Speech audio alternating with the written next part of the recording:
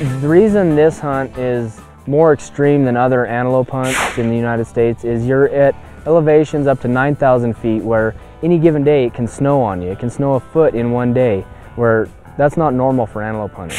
You know, you're hunting in the mountains, next to the timber, so it's not for the weak at heart by any means. You're gonna be out, it's like a late season elk hunt in the mountains, but it's for pronghorn.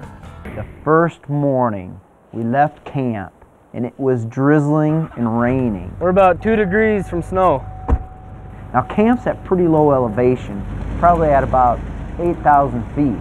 As we climbed up and out of the canyon and got into the high desert area where the pronghorn usually were found and where Miles had scouted, the snow just started falling out of the sky and visibility dropped. In fact, it was almost zero at times. There's something dark right out there. What's that? Oh, fences and stuff, isn't it? No, that's antelope. It is antelope. Everything I see looks like does back here. Yeah, they're just far enough. Oh, I can see one for sure there. I think there's 2 bucks in that group. Let's go up this road a little further and see if we can't get closer and get a better look. The pronghorns that we could find really couldn't see us in that bad visibility, and if they did see us, they didn't seem to matter. They just kind of looked our way and went back to rutting. They were rutting good, and with that on their minds and the bad visibility, we were getting in close to these animals and we were able to evaluate them pretty good. He's got good mass. Yeah, he's heavy. He's short on his prongs. He's not that tall. What do you think? 13, maybe 14?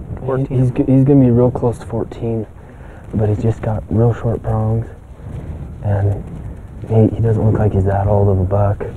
That's a good one to let breed and let go for next year. It's not like we're pressed for time just yet, so they're not just going to let you walk right up on them either. So The rest of those went over that ridge, you think, that way? Yep, just over here to our left. So we can move on and take a look at those. We had such low visibility, we were missing a lot of the pronghorn that were anywhere from 300 to 400 yards away from us. We just couldn't see them. Finally, at midday or so, we decided we probably better drop down in elevation, check some other spots out, and that's when Miles had his chance. Miles, he'd been telling me off and on, oh, I'd scouted over here and seen some good animals, I'd scouted over there and up on this mountain face seen a good animal. He wanted to go down a little lower to where he'd seen this neat, non-typical pronghorn. In fact, he said him and the ranch owner's son had seen that pronghorn just 2 or 3 days before. So you're absolutely sure we're going to find some pronghorns in these cedars, huh? Yeah, definitely. I saw him here the other day. He swoops forward. He's unmistakable. They hide up in these cedars, and they just barely come out on the edge to feed in the evening. You can kind of see that basin out there. Let's get out there and take a look at that. Luckily, we had a whole hillside of cedars to work with for cover. In fact, it was more like a mule deer stalk than a pronghorn stalk. We took every advantage we had on that cover, sneaking through it, easing through it, crawling through it, finally breaking out to the edge of the open basin where the pronghorn were. Let's just sneak out to the edge here.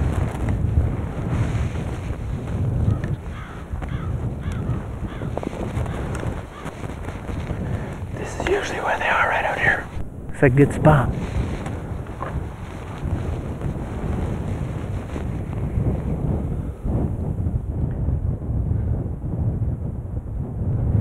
Right there. You're coming out of that little gully right there. That's him. That's him. This one right there. He looks pretty good since you kind of had your eye on him. Your first dibs, man. You want him, you shoot him. I'm not going to pass up one like that. I'll never see one that looks like him again. So. It's non-typical. Hey, look at this, look at this. They're coming right up here. Yeah, they are. They're probably going to give us a shot right here.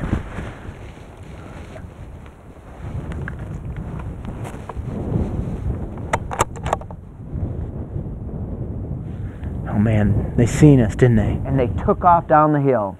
And I thought right there, everything was done. Just when I thought all hope was gone, the whole herd just turned like a wave of seagulls and started coming back. It's probably at 200 yet. You tall enough? No. Oh man, they're coming back. They're curious. Get ready. He's gonna follow those does up. You ready? I'm ready. I'm ready whenever you are. I'm on him. You take the shot when you're ready.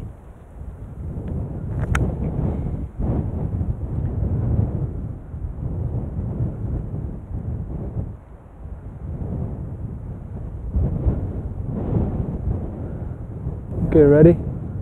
Go. I don't know what happened. And Miles doesn't even know what happened. But between the adrenaline, the high winds, we had some high winds to deal with, and a lot of excitement, he shot high. He's going over the hill. Let him go. Let's see if we can get closer and get another shot at him. And we had to get after him and get a second shot into him. Together, we worked up to a good angle, but it was kind of far away. Right there. There he is, right there. Got him? I'm on him. Okay, let me range him. Hang on. 395. 395. Whew, a long shot. But again, I knew Miles was a good shot. He took his time, estimated windage, estimated trajectory, poof, Got him. Got him. and put that antelope down in one nice clean shot. Actually, it was two, but that one nice clean one at long range, he really redeemed himself on it, and we ended that stalk with a good buck. Good shot, man. He just dropped him. I don't think he's going anywhere. I don't think so either. I think that antelope's gonna surprise us how big he is. I'm not real sure what he is. He looks tall, but it's hard to judge him when he goes out like that. He's a good one no matter what. Yeah. Well, this stuff gathered up. We'll go see exactly just what he is. Yeah. That was a hell of a shot. Thanks, Mark. He didn't go far after that second shot. Not very far at all. Oh. Oh man. Oh. Oh, he's way better than we thought. Way better. Look at that. He's got good mass. Oh, I knew he'd go over 14, but oh, and he's heavy too. Jeez. Look at that. Man, he's a lot nicer than I thought. God.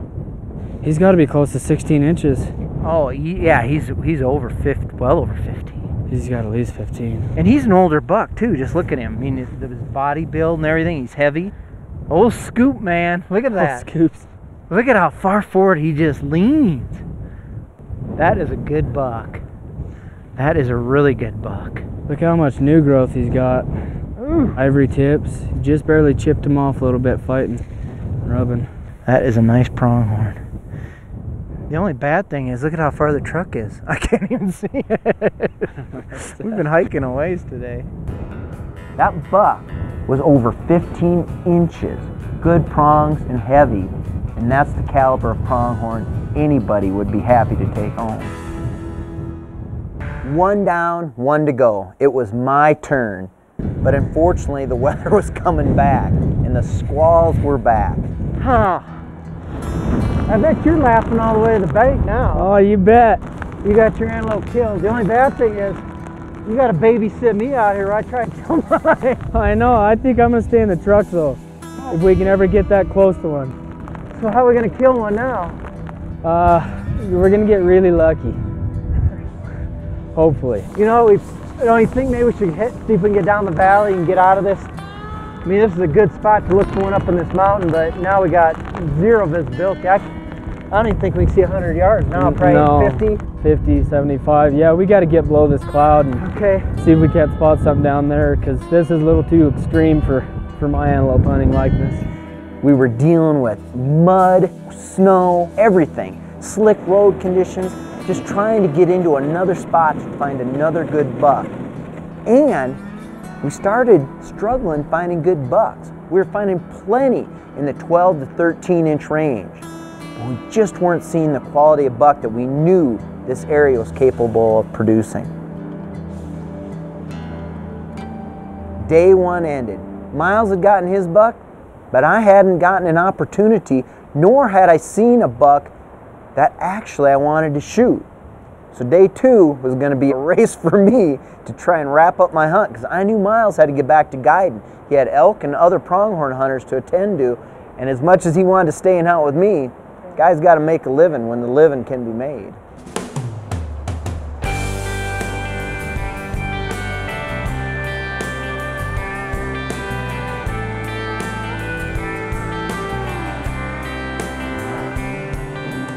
Stop here and glass a little bit. Yep. You know, I've been packing around this spot and scope, but I think it's probably the most important piece besides your gun that you can take along, because if you can't see him, you can't kill him. No, it's and the biggest thing optics I think save are a lot of calories and shoe leather. Right, I agree. Because you know, you can sit here and say we shot an antelope out there half, 3/4 mile away with binocular, he may look like a good buck. Right. But you and I, we're looking for a certain caliber of animal here. Right. Sometimes 10 power doesn't quite get you close enough. No, but we can crank that up to, you know, to 45 or whatever, get on it and see what we got. Get right in, you can count his nose hairs. But unfortunately from right here, I don't know if we're going to need the spot and scope because I don't see any. I didn't see anything We're going to have either. to use some more of that shoe leather. Yeah. All right, over the next hill. Over the next hill. Story of our lives. Story of our lives for sure. I'm just going to leave this set up so when we get over that next hill, we're ready to go.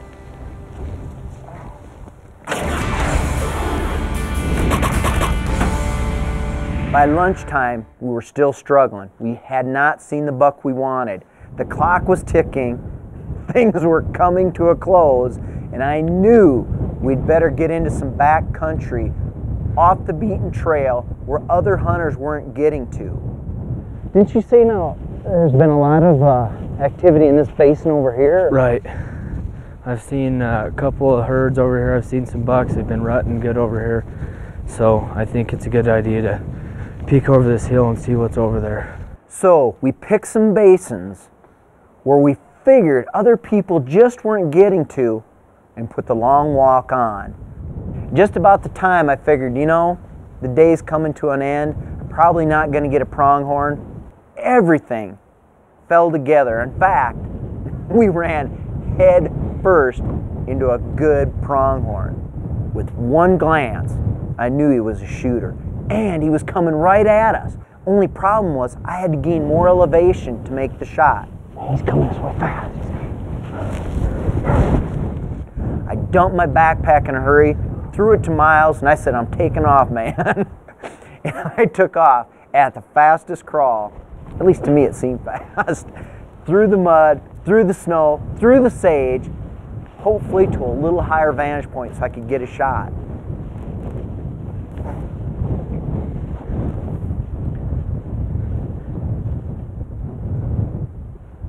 As I was crawling, I was peeking, crawling, peeking, and there he came. And I knew if I didn't get set up fast, things were going to be too close and he was going to run right over me. Got my gun up on my bipods, started steadying for the shot, and he saw it. Pronghorns see everything. If you're moving, twitching, if there's a little bit of shimmer from the sun, they're going to catch it, and he did. And he turned and made an about face and started heading back down the same fence line he came, right towards a corral. I had just a split second to decide, pick, and make the shot.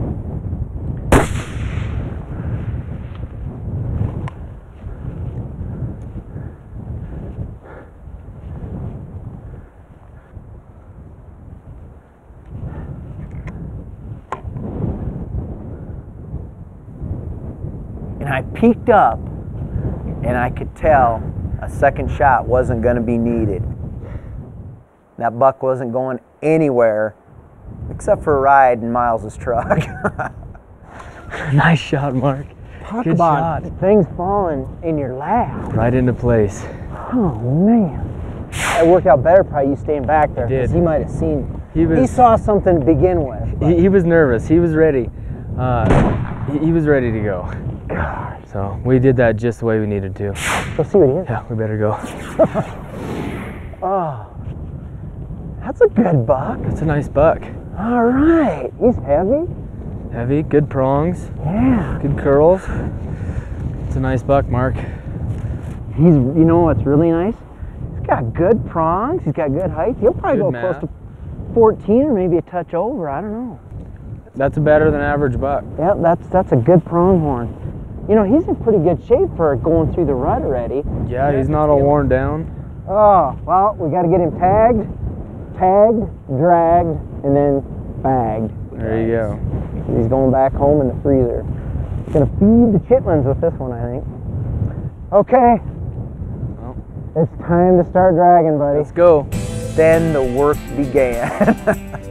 Getting a pronghorn back out isn't quite as bad as getting an elk out, especially when you got two guys, but it's still a chore, but it was a chore I was a lot happier to do with the sun setting at the end of the day.